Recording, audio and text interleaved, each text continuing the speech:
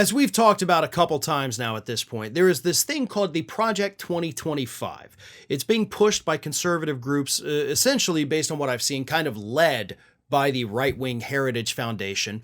And what they're doing is they're trying to interview tens of thousands, up to 55,000 applicants to find pro-Trump sycophants to pack the government with people that will be spineless yes men and yes women for a second Donald Trump term. And as part of the screening process, they have these questionnaires that they've been giving to these alleged Trump supporters to make sure that nobody's faking it, right? Well, a alumnus from the first Trump administration got their hands on the questionnaire and they gave it to the reporters over at Axios. So now we know some of the questions that are being asked of these Trump loyalists. Questions like, what part of candidate Trump's campaign message most appealed to you and why?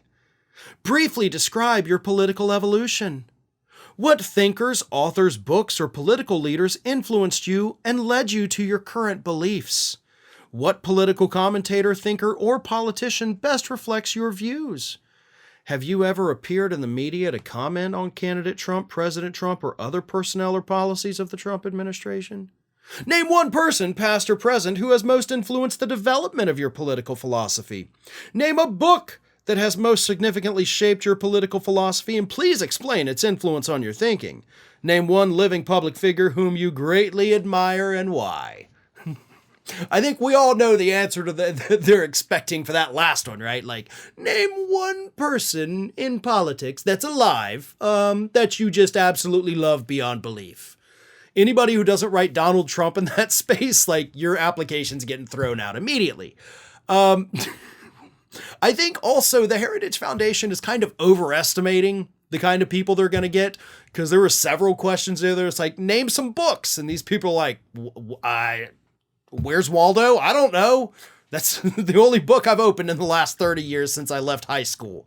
So probably not going to have a lot of strong answers on that one. But this is scary, right? All joking aside, this is terrifying. Because all of these questions are meant to kind of narrow it down to get the most hardcore, ultra far right, government-hating people to fill positions in the government.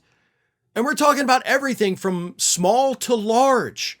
They're screening people to take over as just career public civil servants.